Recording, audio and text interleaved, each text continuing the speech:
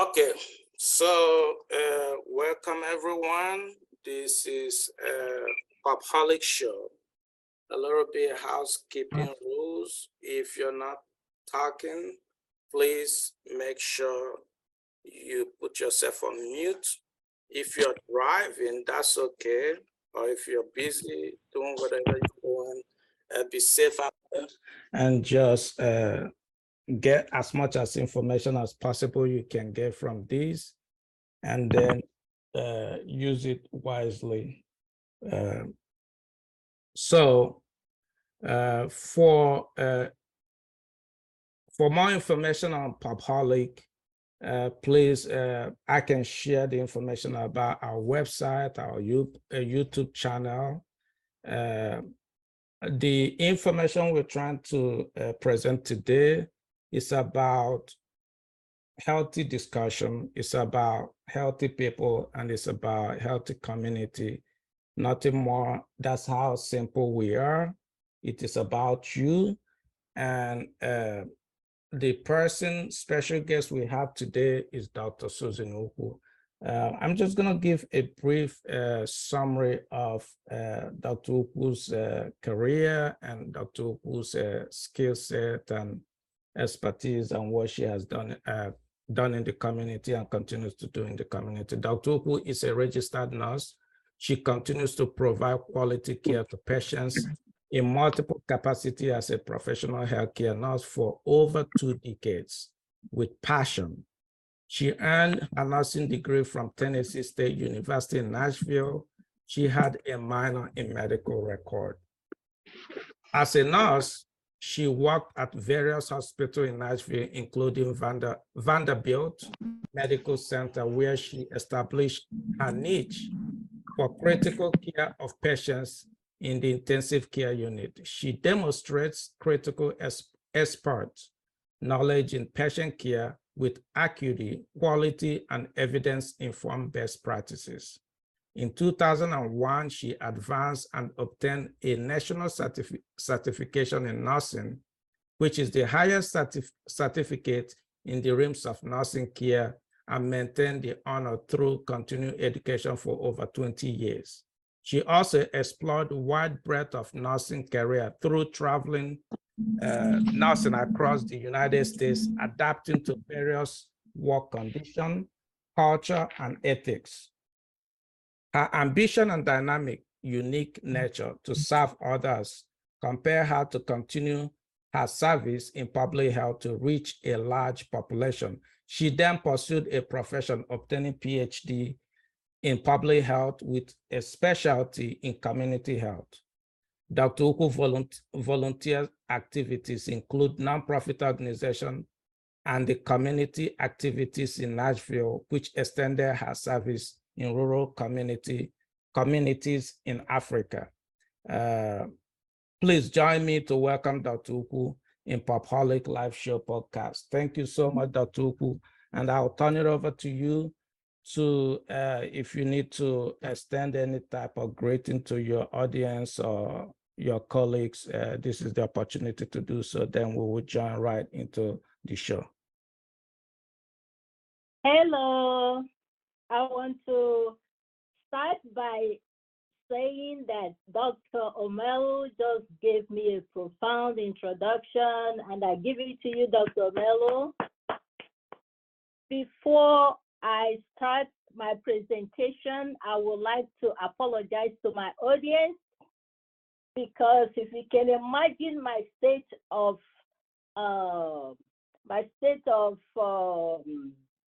where I am at this point, let me tell you what happened, all the preparations I did.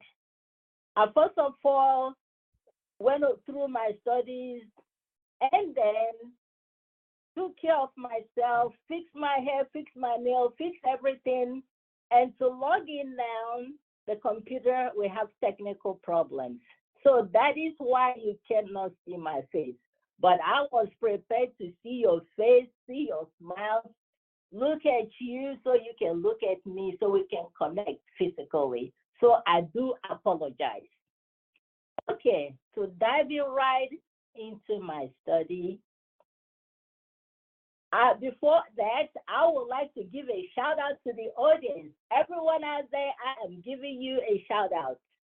Starting from my family, my relatives, my friends, and my colleagues, I want to say thank you for being here with me to listen to what I have to say, because it's an important topic that I want to discuss. It's a general problem. It either affects somebody you know, or your relatives, or your friend, and is across the world, but in particular in Sub-Saharan Africa, especially Nigeria. So thank you, Dr. Ndukas, for having me. Thank you so much, Dr. Ukwu, for that warm introduction and explanation why nobody can see your face. That's okay. People can hear you. Voice is important. So you can use your voice wisely here and communicate your research to the audience and the world in general. So without further ado, I will start by saying, when we conduct studies, in research, there often is a problem we want to address. And there's also some of these problems we want to address might not already be addressed. Sometimes it is not yet addressed, and we call it a gap in the literature, a gap in the community that we want to address. And then that being said, with the problem, you have to support the problem you're trying to address with a type of background. So Dr. Ukwu, can you please give us a brief summary of the problem and background information of your study? Certainly. Like I said, the problem I want to discuss is a condition that affects most pregnant women and their newborn babies. Especially, my study was particularly in Nigeria, that is my population of study. My topic is Association of Health Facility Delivery and Infant Mortality in Nigeria. Like I said, if we had used this slide, it shows that the infant mortality is newborn death, infant death. For the newborn, age between 0 and 1 is described as infant death in my study. It shows that infant mortality is a general problem, especially for public health, but it's more of a problem for Africans, and especially in Sub-Saharan Africans, in particular Nigeria. So, in health facility for my study is described as hospital, maternity, health posts, general and private hospitals where pregnant women go to deliver babies. That is called a health facility in the term that I used it. So the problem that I want to discuss is about the prevalence of infant mortality in Sub-Saharan Africa. And looking at the prevalence, it shows that in 2014, the prevalence of infant mortality was 72, but currently is 56.4. And I wish I can show you the diagram. And compare this to other countries, even the ones in developing countries like Sierra Leone. Their infant mortality then was 80 deaths per 1,000 live births. And compare it with the developed countries like Iceland and United States. The United States infant mortality is 5.4 deaths in 1,000 live births. For Iceland, is 1.54. For Japan, is 1.8. For Singapore, 1.85. And if you compare 56.4 to 1 point, you can see a big margin in high prevalence of infant death in Nigeria. And that is a problem. And I want to find out why we have this problem and how we can mitigate this problem. Back in the days, infant mortality. Dr. Ukwu, hold on a minute. Can you hold on? Can you hold on a minute, Dr. Ukwu? Please, if you just join in, can you mute your speaker, please? I think there's some noises coming in as Dr. Ukwu is speaking. Please, if you just join in, mute your mic, please. Thank you, everyone. Go ahead, Dr. Ukwu. Sorry about that. No problem. Thank you. Back in days when traditional birth of infants was done everywhere in the world, there was no quantitative measure of how many died and how many survived. Even then, many infants survived. I know a lot of people, even now that we are born back in the days where there was no health facility like hospitals in Nigeria.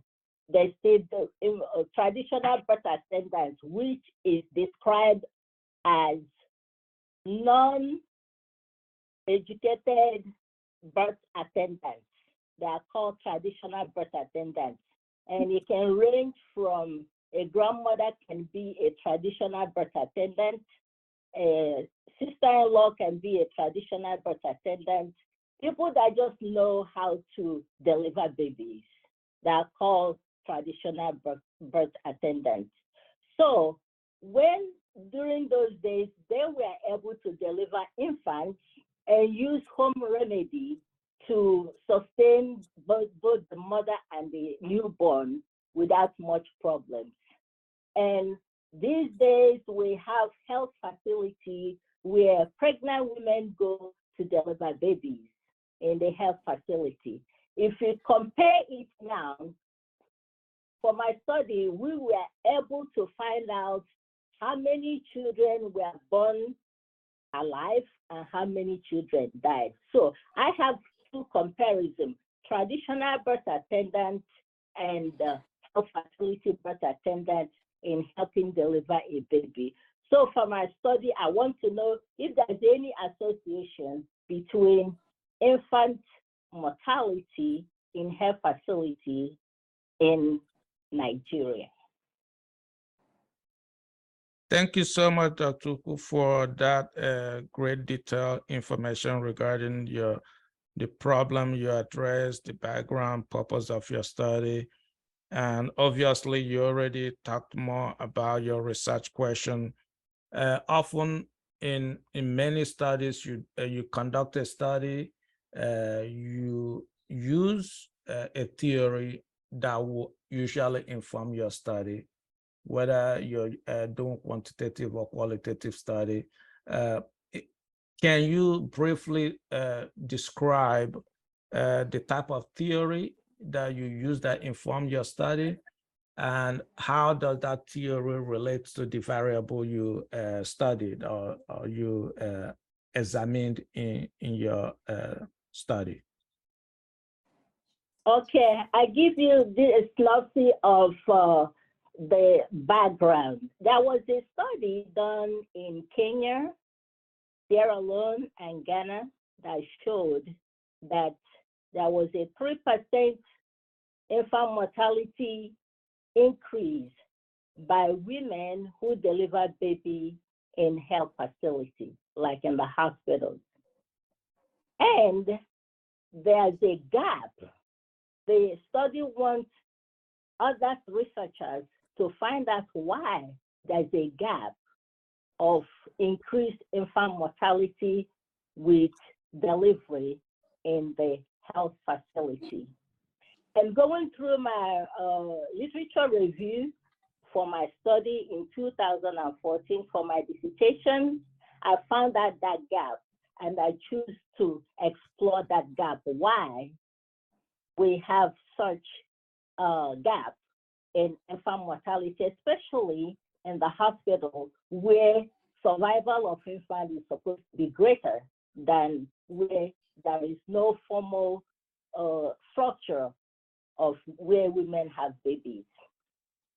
So with that in mind, I had to think about what are those factors that I have to test or examine?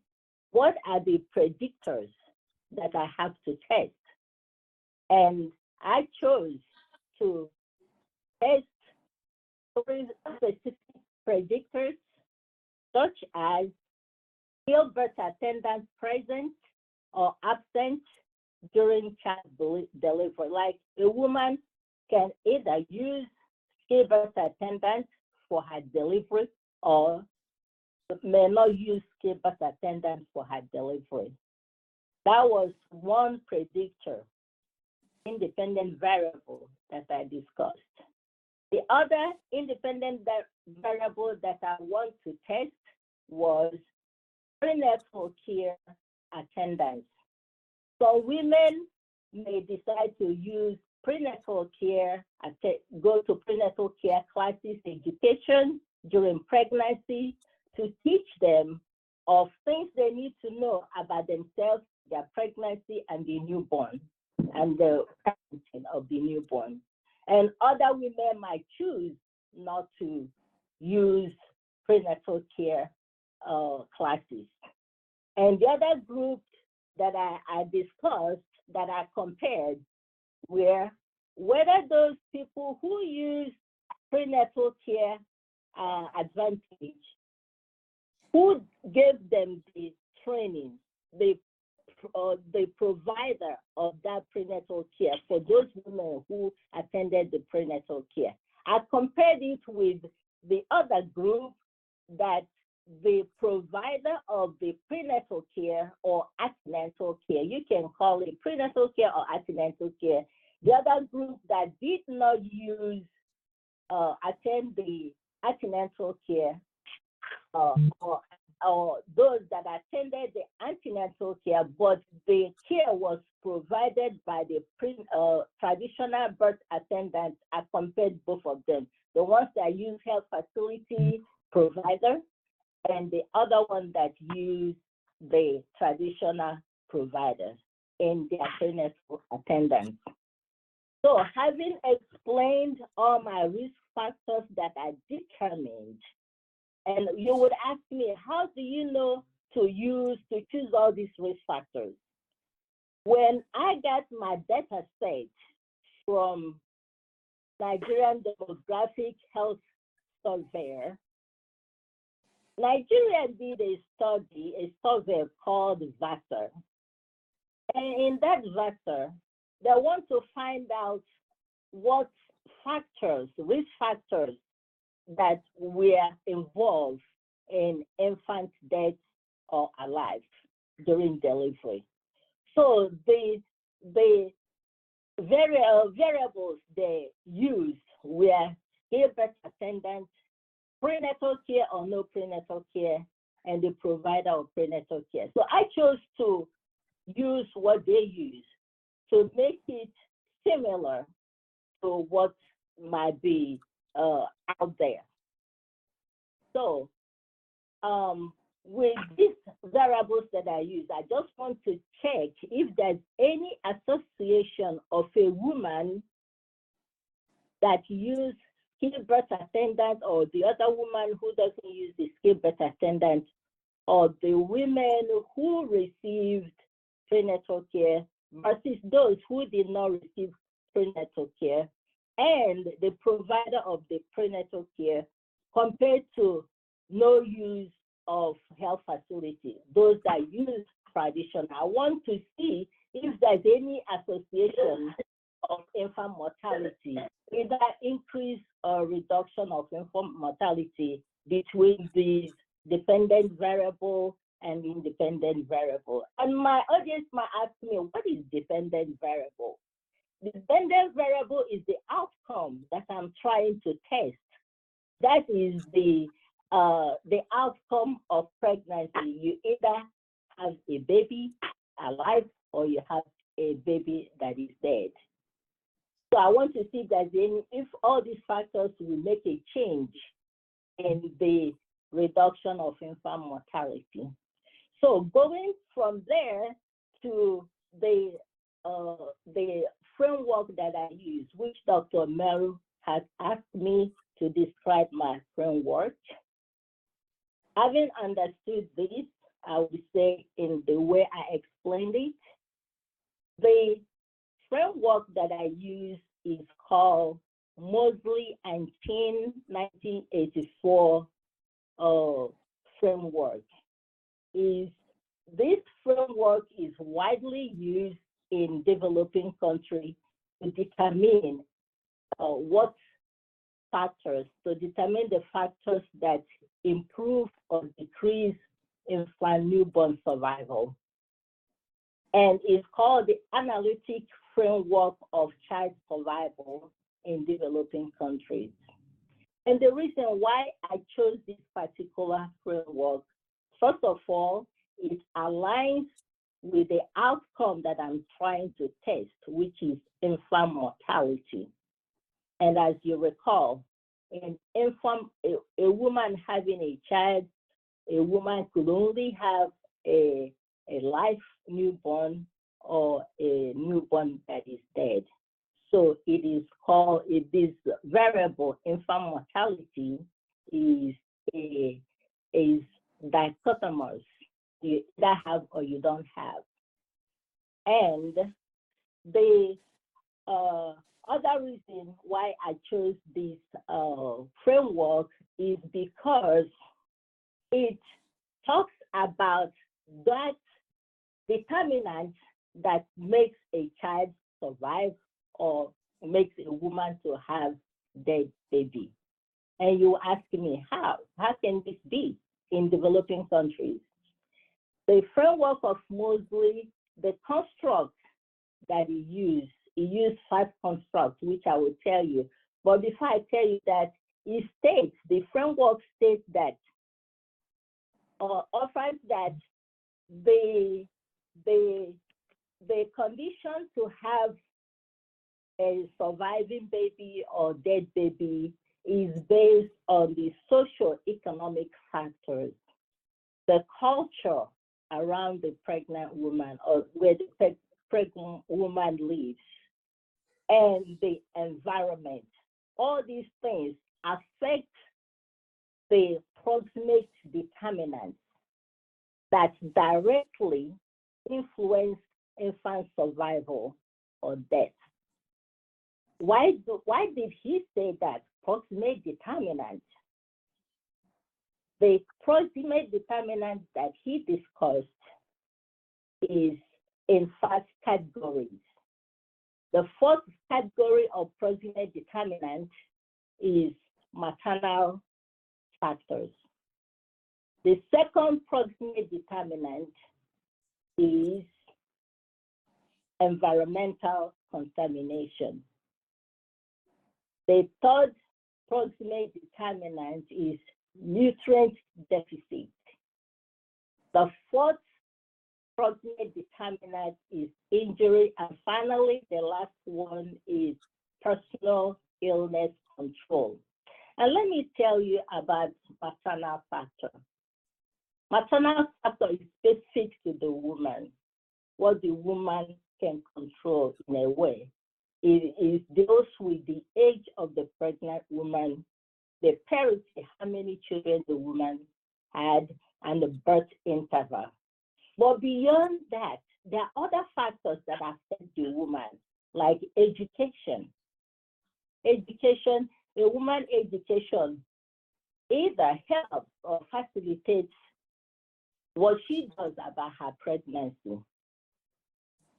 And a woman who has higher education, through other researchers, have found out that women that have education or higher education, at least primary education, have the tendency to use what helps them to procure a live baby, like using the stillbirth attendant, going to antenatal care, and knowing what to do when the pregnancy, with the pregnancy.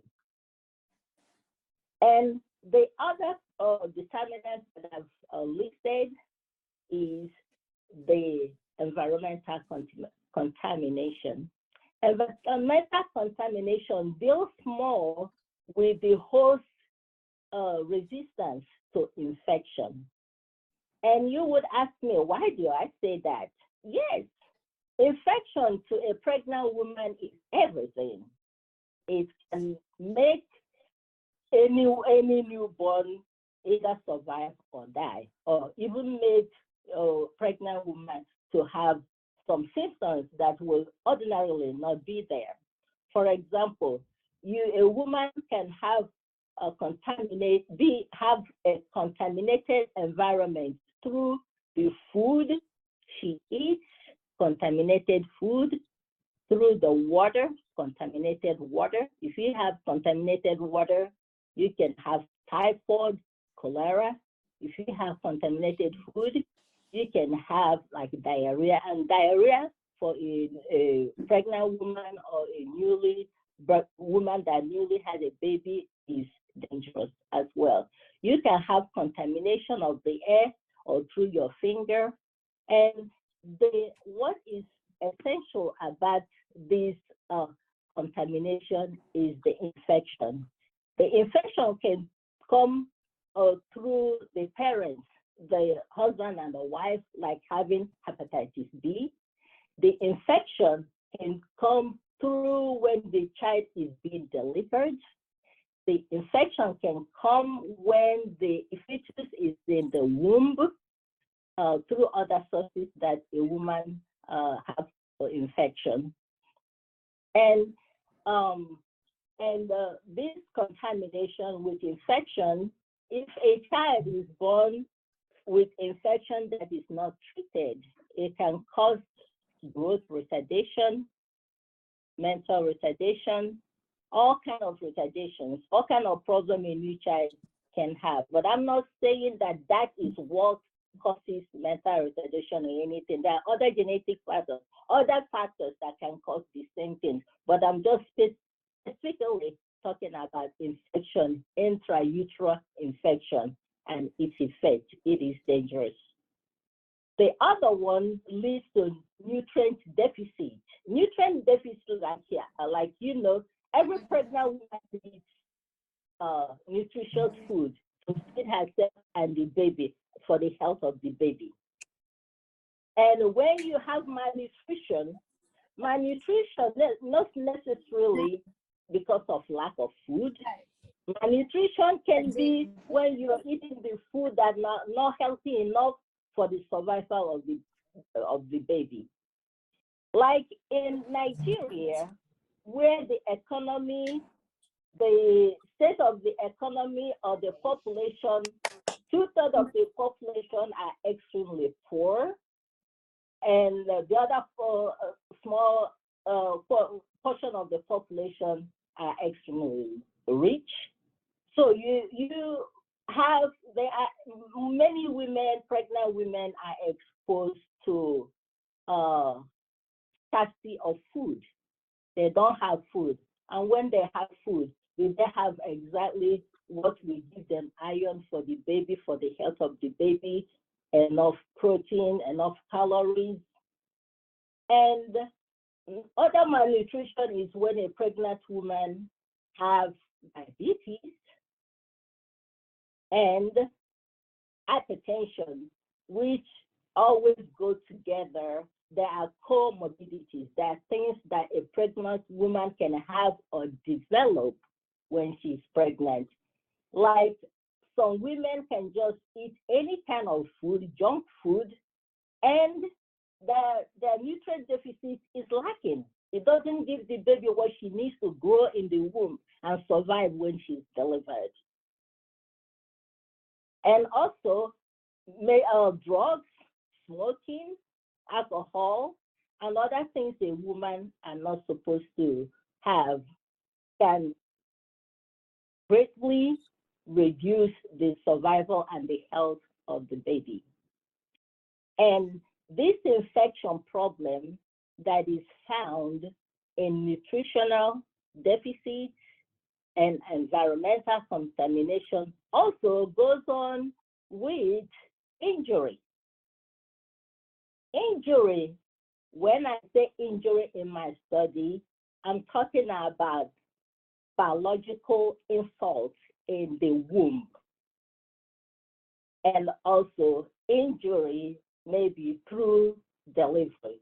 But the injury, according to this framework, Mosley and Kim framework, is saying that the injury is occur and can produce infant death when it's aggregated, which means that it's not one event of biological injury that can produce infant death. It is cumulative consequences of intrauterine injury. And what causes all this injury that we are talking about? We are talking about injury like infection, which I have explained, how we get infection, all kinds of infection, like even getting infection in the area where you have the baby, in the health facility where you're delivering, the physical environment, on cleaning processes, or the quality of care they give. I am not saying that's what they do. I am just using the framework to explain how this can happen, how you can have a newborn baby that survives and healthy, and how you can have a newborn baby that is dead on delivery or during in the womb. So the injury also can be extrinsic, like when a baby is being delivered, they can have injury through breaking of the placenta or the injury of the mom. Actually, diabetes is that has a consequence of high blood pressure, is a part of injury because it reduces the blood vessel and the adequacy of the placenta, the thing that feeds the baby feeds through the placenta. It reduces the amount of nutrition. For example, if a woman has a high blood pressure, that high blood pressure, the woman starts retaining water and salt in her, and that is not good. It can lead to eclampsia, which is when a woman develop high blood pressure due to pregnancy, or even for diabetes, or this injury can lead to gestational diabetes. So women are lucky and they don't develop diabetes during pregnancy, and there are some that do develop diabetes, gestational diabetes, and there are other women that already have pre-existing diabetes and high blood pressure. So I'm not saying that if you have diabetes or if you have high blood pressure, you will have a baby that it will not survive. I'm not saying that. I'm just saying the complications and what can happen if we do not optimize all the factors that the construct, the framework elaborated on. And finally, the personal illness control. It talks about a woman using preventive care or medication curative care to treat herself. Let me talk about prevention. The use of stillbirth attendant is a form of prevention, because when you go to a stillbirth attendant, like when you go to a pregnant woman goes to antenatal care, you will be taught on how to take care of the pregnancy. she will be taught on how to eat, or the nutritious food that she has to eat, how to check or if she's having signs and symptoms of complications.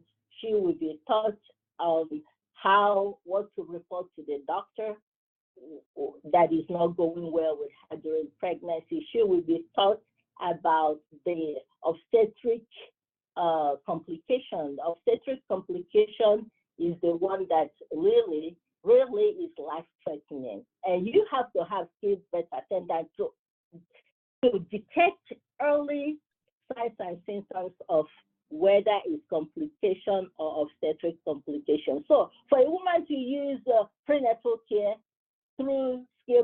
use skilled birth attendants in prenatal care attendants is very, very good. And World Health Organization recommends for every woman to at least have 4 or more visits of prenatal care attendants during pregnancy because it helps. It helps to reduce complications at least.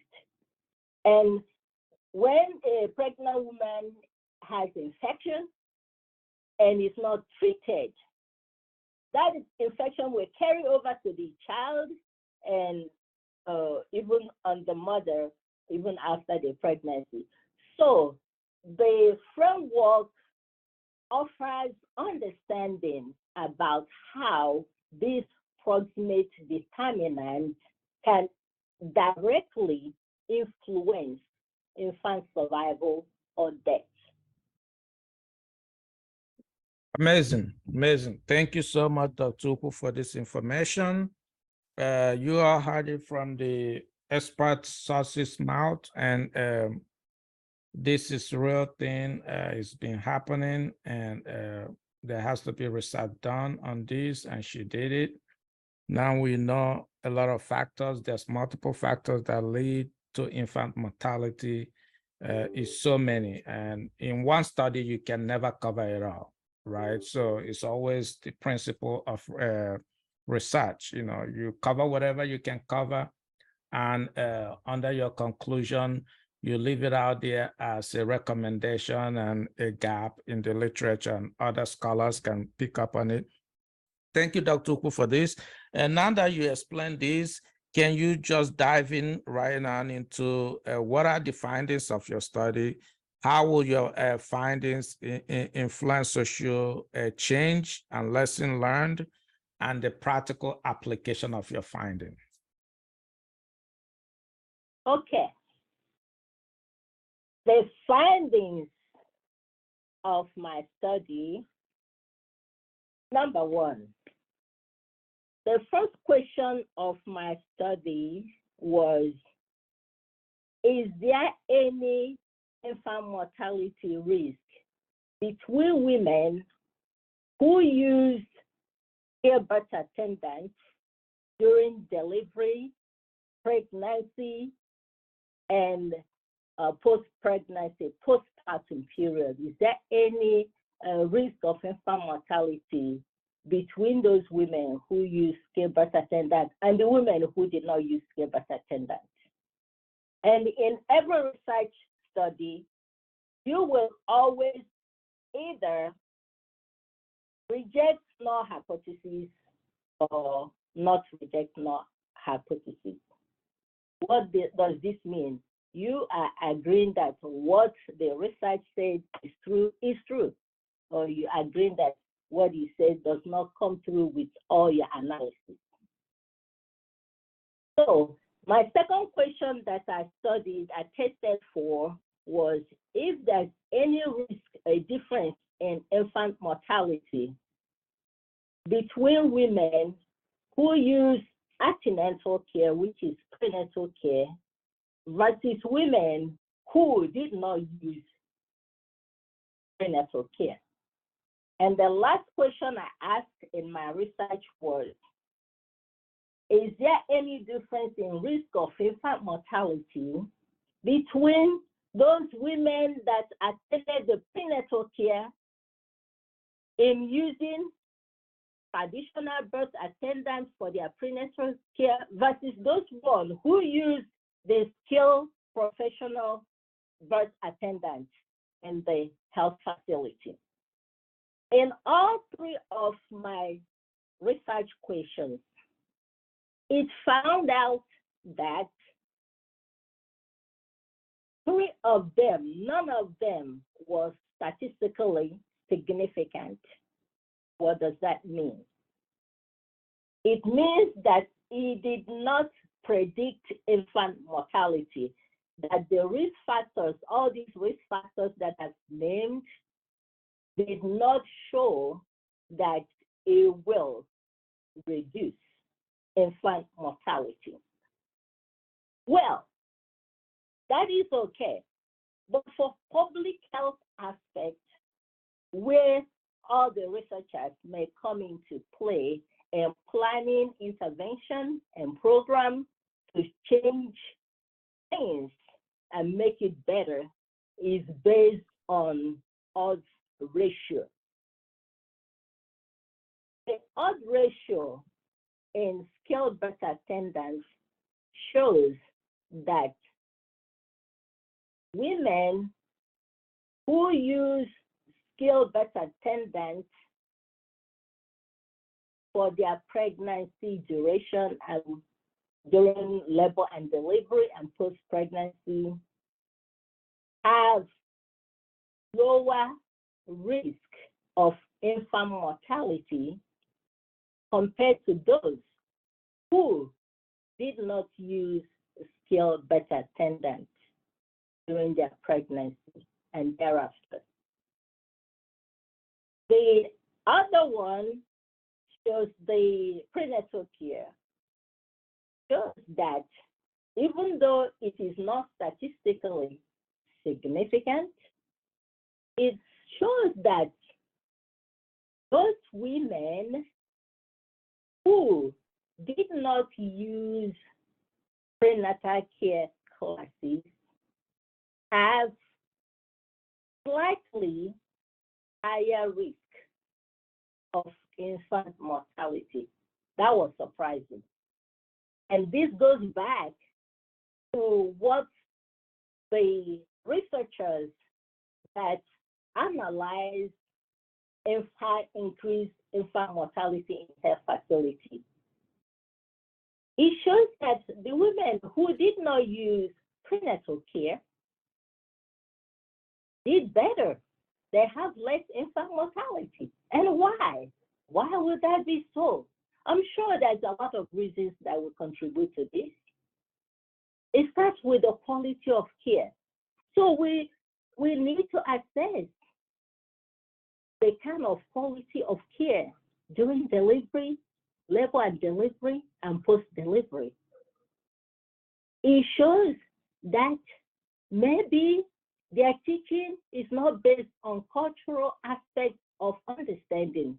You can tell a woman, do this, a pregnant woman, do this, do that, and it's not understanding exactly how you're saying it, and it's just not aligning with what she knows. It might not make too much difference. So we don't know what are the reasons why those who use skilled birth attendant did not have lower infant mortality. We don't know causes, but we will find out in more studies.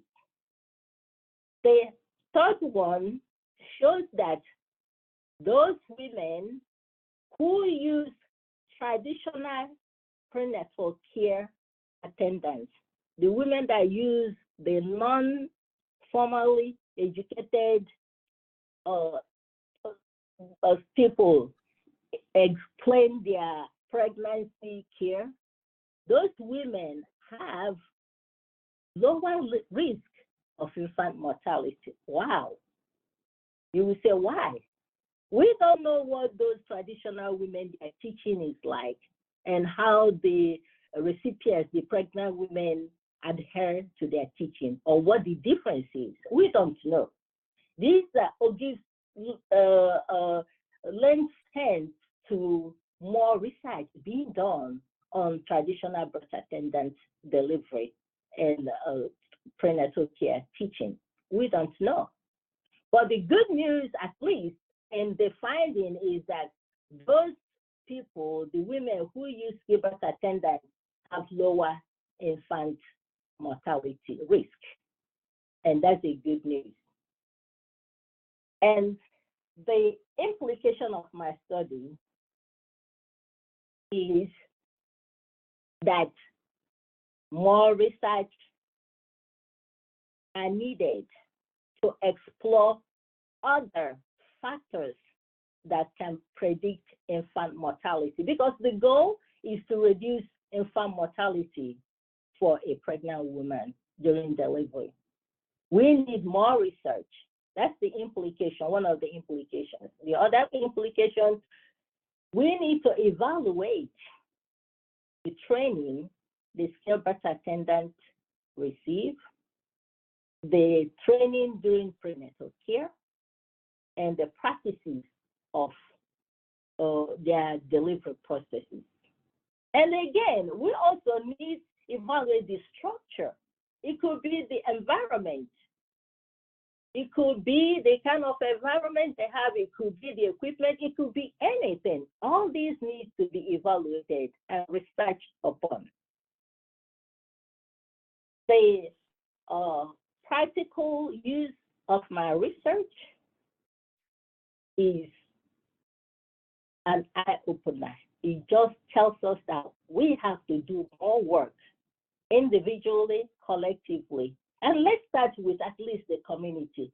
Let's start with the stakeholders, the community stakeholders, the public health stakeholders, community leaders, just the ordinary people, the pregnant women. Let's start to work together to see what we can do differently in our community. Because if we can reduce infant mortality in one community, we have done a great job. And then we will expand it to other communities.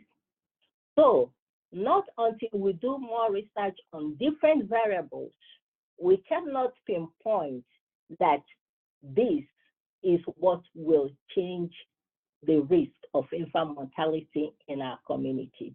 So I will recommend that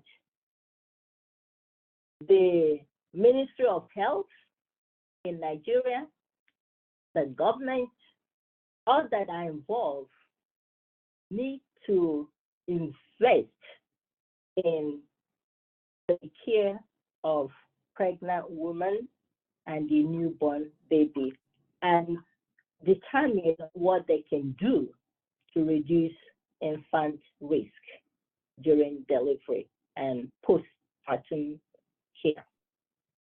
The other recommendation I will give is for increase the awareness of this problem, because if the public and the community, especially those in the rural area, don't know about this problem, they might not know the magnitude of the problem and start to get involved. Like in the classes, women are encouraged to express their feelings among each other and support each other emotionally and share information. So we need to start sharing information. The other recommendation I would like to give is for us to find resources and linkages of how we can help the vulnerable ones, the vulnerable pregnant women. For example, a woman might not have the transportation means to attend antenatal care. A woman might not have the information she needs to know what to do when she has complication with the pregnancy. And lastly, I will encourage any one of you and each one of us to find a different way we can each get involved in our community to at least discuss what we can do, what is available, what grants and other things that we can do, summon up to help others that need the help, especially pregnant women in the rural areas and in entire Nigeria. I think this research has shed light on the problem of infant mortality in health facility in Nigeria, like it does, like it will do to other sub-Saharan African health facility delivery. Thank you so much, Dr. Ukwu. What Dr. Ukwu said is really good and practical things that we can do. In fact, I was talking to one of the autonomous king in Nigeria today about this particular presentation. Somehow he was really interested in what Dr. Ukwu has done and interested to the point that he wanted to start implementing some of those suggestions in the community. So moving forward, me and Dr. Ukwu will be working with a lot of communities to implement some of these. But one thing I mentioned to him, I told him, look, the federal, the regional, the state, and the local government need to be committed and invested in this effort. And that being said, I also did some research on infant mortality here in the US, and we will come back to Dr. Ukwu, but I wanted to share this just to give you a picture that the infant mortality issue is not something that we're dealing with in the level that we're dealing with in Nigeria. It's not only in Nigeria, we're also dealing with infant mortality, high prevalence here in the US. Obviously, US is about 5 per every 1,000 deaths, which is way lower than the one we are seeing in Nigeria. However, when you look at Cuba too, US has more capacity in terms of money than Cuba, but Cuba infant mortality is way lower than the United States. So let me share something with you guys and show you what is going on here in the United States. Maybe it can jog us when we go back. There's already some questions here for Dr. Ukwu, but we're gonna come back to that question after. This will take me like 5 minutes to discuss. So what I did on my own, just curious, to look at the United States, see what is going on in terms of infant mortality. And I focus more on the issue of race and ethnicity, right? So the first thing I did in this analysis was to look at mothers by race, right? I look at the mothers by race to see, regardless of the father's race, what is the infant mortality among mothers by race? You can see on this screen. Can everybody hear me? If you can hear me, a thumb up. Oh, Dr. Ukwu, can you hear me? Yes. Okay. So if you look here, you can see that the Black and African American has the highest infant mortality compared to any other race in the United States. The lowest is white and Asian, right? So I went, it takes two to make a child. I went and looked at father's race, regardless of whatever the mother's race is. And when I looked at it, again, for Black fathers, infant mortality among all the racial group is still higher among Black, followed by Native Hawaiian and American Indian, and still lower than any other race in white and Asian. I think remove this a little bit. Okay. And then more than one race and Hispanic. I said, okay, let me look at fathers and mothers of the same race. So if the father is the same race as the mother, what will be the outcome of the infant mortality? Again, Black or African American has the highest infant mortality, followed by Native Hawaiian, American Indian, and the lowest is between white and Asian. Again, this is in United States. So I went further to look. If I keep the mother race constant to be white, and the father's race can be any race, what are we going to be looking at?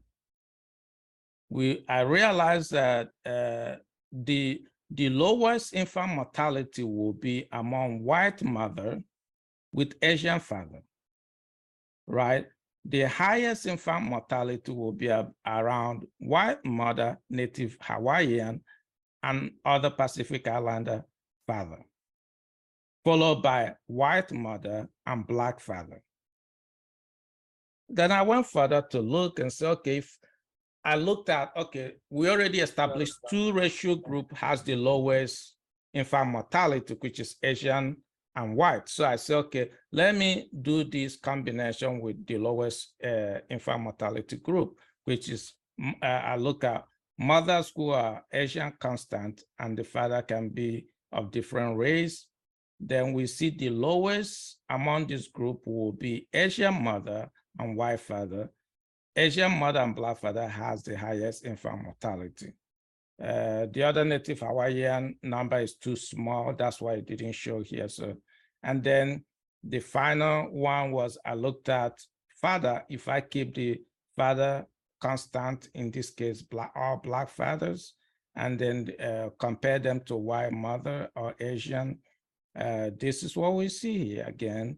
We see the highest infant mortalities among American Indian, Alaska Native mother, and Black father. So again, is this a genetic factor?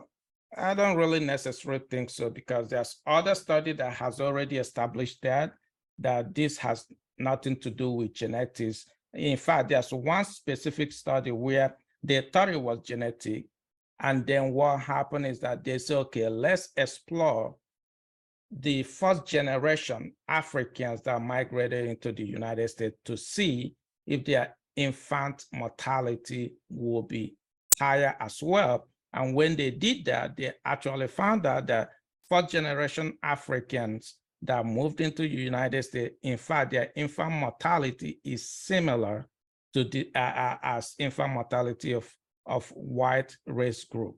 So they eliminated the fact that this cannot be genetic. This has to do with a lot of social constructs, social factors, social determinants of health plays a role in this, whether it was epigenetics of,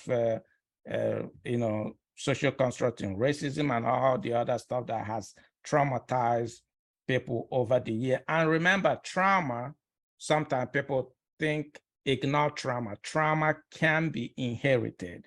Trauma deal with stress, and there's a lot of biological data already show how trauma and stress lead and goes back into women egg and stress them out. All these are biological, so when we do talk about this, we don't have to be dismissive, but we have to open our eyes and open our mind to explore more on these issues, and hopefully we can come closer to solving this problem. And that being said, I will open it up to questions to Dr. Ukwu or myself, but there's one question already here for you, Dr. Ukwu, by Dr. Waka. Say, thank you, Dr. Ukwu. Please, a quick question. What health professionals are described by the term skilled birth attendant? Thank you so much.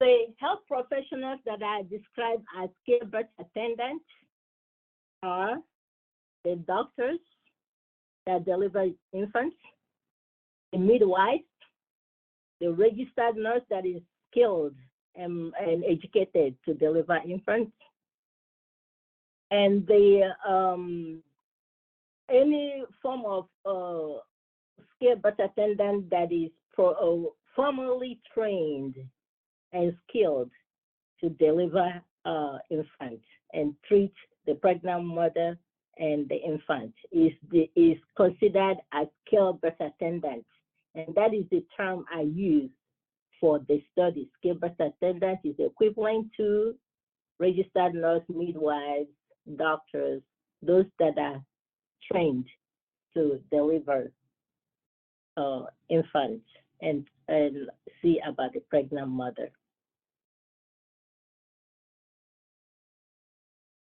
So now the whole platform is open for questions. Anybody can come on camera, off camera, and ask question, unmute yourself and ask Dr. Ukwu question or ask me question based on what I presented. So. Yes, I have a question.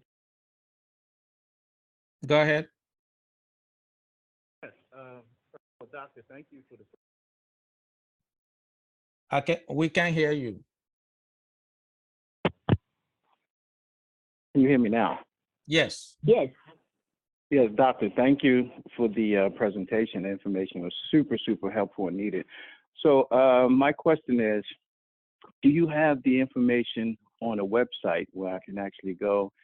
As I was listening to it, I just had the urge to call my daughters, because I have two daughters and recently became a grandfather, and I know they would really would be interested in the information. So my question, is there a website that I can go to? Yes. And my study is in ProQuest, and is called the Association of Health Facility, Infant Mortality and Health Facility in Nigeria. And also, if you can Google my name, you will see the study there. Okay. Dr. Melo, do you have anything you can add to this? Yes, I just type in ProQuest in the chat. You just go on the chat where I type in ProQuest, you go to ProQuest, ProQuest.com, and then you put Susan Ukwu, S-S-A-N-U, last name is U-W-U, and Google her or search her on ProQuest, and then you will see the study. Now, for the presentation I put in today, the one I put on the slide, I will publish it in the PopHolic website. And obviously, this information will be also published in a PopHolic YouTube channel. So I already put our YouTube channel here on the chat, in the chat. It's a PopHolic Show and Podcast, a PopHolic Show and Podcast, NY 5MB, and our website is PopHolic website, https popholic.org. I'll put that information in the site. Great, that would be very helpful. Thank you. Oh, you're welcome. And can I say one more thing? Go ahead. Can I say one thing, Dr. Ukwu or Dr. Ndukaku, to the person that asked me the question? Congrats for your two children, and I am sure that now that whenever you become a grandfather with female daughters or granddaughters, they will know that starting early to healthy lifestyle, eating healthy, taking care of things in their body, and reducing exposure to toxics, anything that might not good for when a woman is pregnant, like smoking and other things, that it will help them with infants, their newborn babies, the good nutritional and care that a young female has extend towards her adulthood and through the pregnancy and through the delivery of baby. So we are just passing on the good things that our body has to have from generation to generation. So we start taking care of female girls earlier on, early information and early care of female ladies. I'm not excluding males, but importantly, female does extend to their offspring. Yeah, I agree. And there's a lot of phenomena called thrifty phenotype. The environment you're supposed to predict the way the fetus will develop. In addition, there's also epigenetics of pregnancy, which I also mentioned epigenetic of trauma. You know, trauma is very, very important. It's not something you encounter now, and people say, well, it's 400 years ago, especially here in the US about racism. There's so much trauma and racism that has epigenetically infected a lot of Black women and men as well, in general, specifically Black men. That is really inherited over time because stress manifests itself through cortisol and all that stuff. And this becomes, it changes the way your proteins fold due to stress. So there are so many things, and this is to a molecular level, but in a broader sense, they do matter. The way we live our life, you know, early life, life cost perspective matters. It does matter. It's not just when you get pregnant, you start behaving certain ways, start eating certain things. Like most people think, you have to start priming those daughters and young females to start, you know, living a healthy lifestyle, so that when they get to the point of pregnancy, it will help them later on down the line. I think Dr. George, do you have a question? Yes, I have a question based on when I read the title of the presentation, Health Facilities and Skilled Birth Attendants and Infant Mortality. I was kind of more focused on neonatal death rather than infant mortality and totality. So I don't know, can she kind of give me some insight with respect to neonatal death, which is within the first to the 7 days of birth, which I believe that birth attendance has much to do with that. Yes. In my study, I specifically engage the age from 0 to 1, so 0 to 27 days, which is neonates, is inclusive also, but I did not focus on neonates, but almost everything I said also applies to neonates.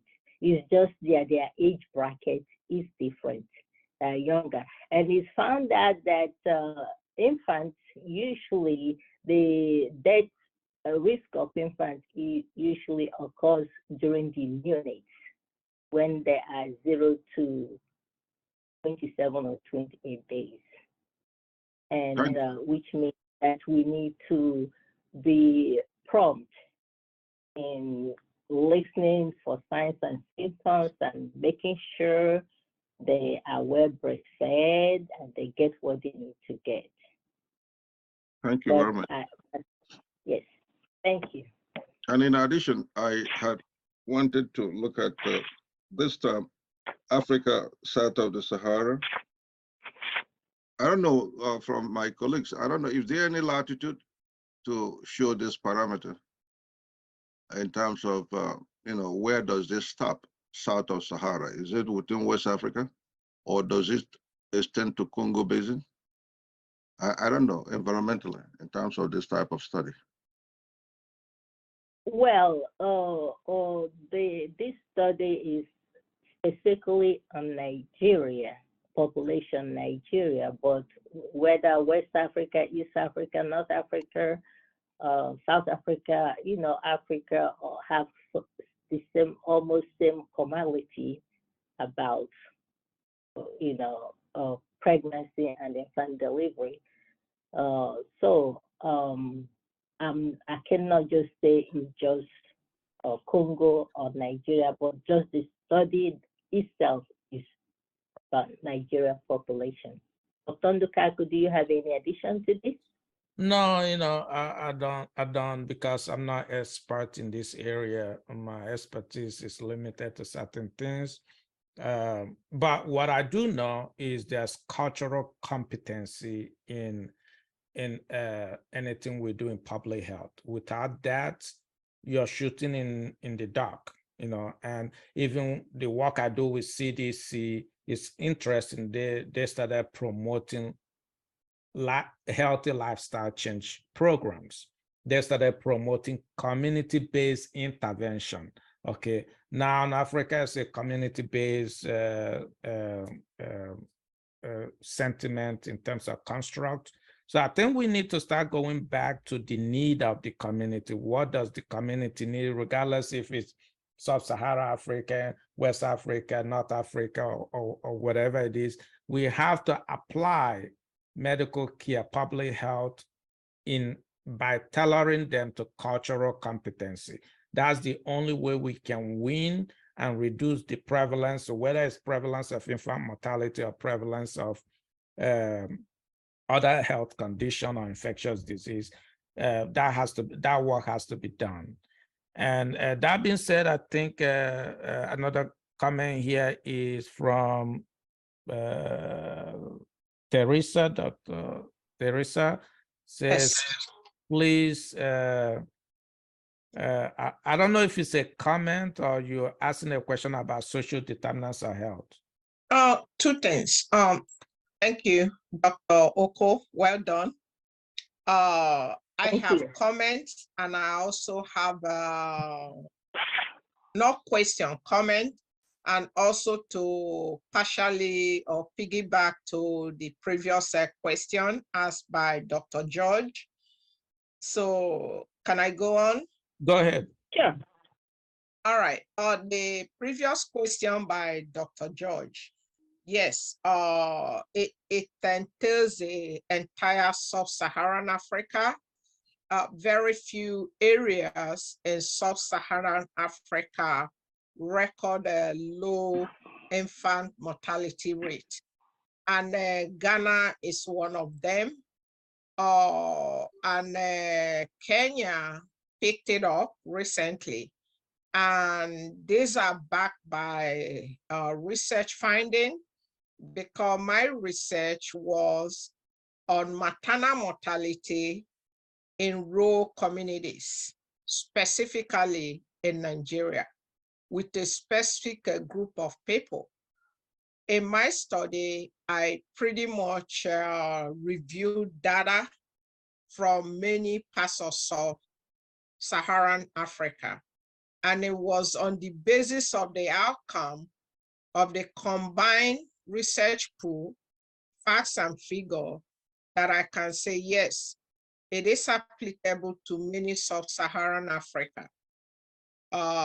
To piggyback on your question, Dr. George, then my own part of the issue, based on what Dr. Oko has expanded very well, in terms of social determinant of health factor, we have so many layers, meaning that these are salient factors that in many research arena, to some extent, were overlooked until social determinant of health become a big issue in public health, meaning that the environment we live, the place we work, the situation we live in, or the type of job we do, the home we live, the community we live, the amount of money in the bank, these are not disease conditions, but very, very influential in determining a person's quality of life. So that's on social determinant of life. How does it apply to infant mortality? Nigeria, for one thing, there is such an inherent cultural influence on health. For instance, in the rural areas, or even in many areas of the clinics, a woman may attend 9 months of prenatal care. That does not equate having a viable baby. And I say, why? Meaning, because I documented it. I did the qualitative research, and I was on the ground for 28 days to collect data. What I found out from one of the teaching hospitals, a woman gave birth to a healthy baby. She attended 100% of all recommended prenatal care. She was healthy. She was 28 years old. The very day she delivered the baby, July 4th, I will never forget. Oxygen was given to the baby, just a procedural protocol for all new birth. And in less than 3 hours, a rich man's wife came to the same teaching hospital to deliver a baby. I'll cut the story short. The oxygen that was administered to the poor woman's baby was taken away from this baby. And now the tank was transferred to the rich woman's baby. It doesn't sound real, but I witnessed this and I made a headline. Make no mistake, I made a headline. And unfortunately, the poor woman's baby died. So we're talking of in less than 24 hours of birth. Why am I saying this? We go back to infrastructure, capital infrastructure. Only, I repeat, I don't know of today, but as of last year and 3-4 years ago, only 1/3 of healthcare facility in Nigeria met requirement of what it takes to establish antenatal, prenatal, or obstetric and gynecological facilities. So that means the society is not ready. There's lack of investment to improve quality at delivery. And some of these babies died before even they reach 11 days. So lack of infrastructure, lack of commitment by the government, lack of social support. What stops an African man? Again, it go back to the cultural shift. What stops an African man to be in the delivery room when the wife is powerless to protect this baby? They don't get involved. And I made this comment at the university where I finished when they asked me to present. And I made comment on how men don't get involved during delivery. And again, assuming this guy or the husband of this 28 years was in that facility, in that room, I don't think we allow somebody to come and take the oxygen tank away from his baby and give it to another person's baby. So there are so many factors: lack of social support, lack of nutrition, and infection. What happens after a woman delivers? Postpartum. They go and check. Postpartum depression. I just came back from a medical mission. A woman delivered 3 months ago, and she's having Parkinson. And she can't even breastfeed the baby. And again, I won't take much of the time. We have a lot to do. We have lessons learned from Dr. Ukwu's study and many studies out there. The biggest question remains, can Africa or leaders invest in the lives of their people, including providing 21st century technology and advancing medicine? Can we involve the community as the gatekeeper and as the owner, give them ownership to get involved? The question then, can we find resources with targeted intervention to address these salient factors? And I will yield back. Dr. Ukwu, thank you so much. I'm passionate in this area, and I can talk from morning till night, and I've been debating this. And Dr. Ndokaku, you are aware of my dissertation. Unfortunately, what about the abuse of the child? What about a culture that says if you feed a child an egg, the child will become a thief? I documented all this in my study. That's purely nutrition. What about the inherent culture? I totally agree with you. And, all right, I'll hold back so that you can go on. Right. What about the political influence? Yeah, so because social policy shape health policy and cultural policy. All right. I Thank you did so much. agree. It just I like agree completely. I agree with you, Dr. Teresa. I agree completely. there are so many parameters associated with all this stuff. Like I said earlier, when I was talking to one of the autonomous king, I said, it's not just doing this. There has to be a buy-in by the federal government, a buy-in by the state government, local government, regional government. And also, there has to be established ethics in medical practice. The delivery cannot be a situation where there's a delivery, a man and another man is fighting for oxygen tank. That should not happen. It should not happen in a medical environment. There should be a standard ethics whereby, you know, every person that comes in to deliver a baby receive the same, let me say, equitable service, you know, in terms of caring for life.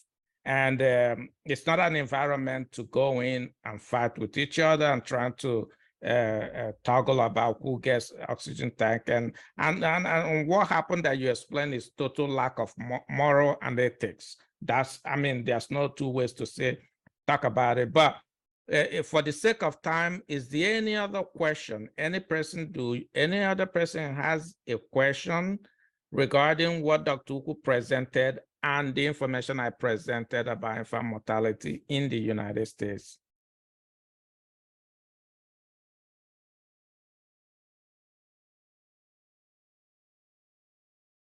If there's Yes, I nobody, have I a will like question. to take. Okay. Yes, I have a question, or two Thank actually. you. Okay. Yes, doctor. Wonderful presentation. Let's Thank you. focus and pray that your work continues in a way that, you know, life on Earth will just be so loving for everyone to understand that the process of birth is a special time, no different than death. Question number one is, in your numbers for the dead babies, is that, are you counting in miscarriages as well, or just at birth or after birth? Last birth, sir. Last birth. Okay, so that would be one thing to maybe, as a suggestion going forward, is to find out what's happened in the first 9 months. Was there a miscarriage, etc., or the process of having to carry a dead baby until delivery. Another thing going forward, I think would be interesting as well, is throwing in a factor of the history of the mother's history of inoculation. How much, what inoculations has she had throughout her life, and compare those factors and information with those that have healthy babies against non-healthy babies. That would be interesting to know as well. That's right. So the question, the comment about inoculation, when you meant inoculation, you're talking about vaccination, correct? Vaccine. I just want to make sure I understand the question, which is valid question, actually. Very. Well, not just the recent few years of vaccination, but also many years now, decades. Right. I mean, I have read and heard how certain individuals of pharmaceutical companies unfortunately use Africa as a guinea pig. So they try the new things. So it's not just in the recent years. I'm talking for several years. Mm-hmm. And that would be interesting to have that information to add it to all the other wonderful things that you're doing. And then you know, it would certainly, I believe it would certainly raise eyebrows, that's for sure. Thank And you that would so help much the for that government. brilliant Thank you. question. I never even thought Yes. about that, but that's something that should be looked into. And because I know it's happening, and that's true. I have connections about how those things are happening in Africa. And, you know, we need to really, like Dr. Ukwu mentioned, there are so many parameters that affect infant mortality. And sometimes we only focus on prenatal care, postnatal care, you know, skip at attendant and all that stuff. Yes, those are things that medical field recommended for us to do. But then what happened before that? How does what happened before all that plays a role, biological role into abnormal fetus development, and that can consequently, I'm not talking about cause and effect, I'm talking about associations. So thank you so much, William, for for asking or posing this question. That's a very, very good question that you posed. Thank you. Well, you're welcome. And Yes. Go ahead. One last thing I just want to add, a take-home message, is that besides what the government and other private sectors are doing, those of us in diaspora, we might have to integrate and come up with ways it can help our community, individual or collective community, to reduce infant mortality. Not just by saying it, not just by writing it or researching it, but what can we actively do moving forward? Where do we start? Who do we talk to? What kind of help is out there to help expose us to what we need to go to work? Well said, Dr. Ukwu. So we're way out of time. If nobody else has any question, I had to close this. This is I have something. Okay, go ahead. It's not a question. I just wanted to say thank you, Dr. Ukwu, for the information that you shared. Really learned a lot today, and I just hope that you find a way to get this out to the youth, because the youth is the future, and if they have this knowledge, they can prepare themselves for the next day. Thank Well you. said. You summed it up better than I would. Anybody else? Thank you. Last opportunity? Okay, so remember, Public is about healthy discussion, healthy people, and healthy environment. That's our motto right here. We will continue to promote those three things in the communities here in the United States, in Africa continent, and around the world. Nothing more. We also, that's simple, and it is about you, the audience, the listeners, that we're coming out with all these different topics and presenting it and having a general discussion about it. And hopefully it will get to the right people to make those changes, and we're part of the change as well. So thank you so much for your time coming in Public Live Show. This I posted, already put it in chat line, our YouTube channel. Please subscribe to our YouTube channel. That's how you have to support us in doing this work that we're doing. And also visit our website at public.org. And thank you, and have a wonderful day. If you're living in the United States, have a wonderful 3-day weekend for Memorial Day. And wherever you're calling from, I wish you the best. Thank you, and have a wonderful day. Thank you. Thank you all. Bye. Listen, so thank you. Thank you.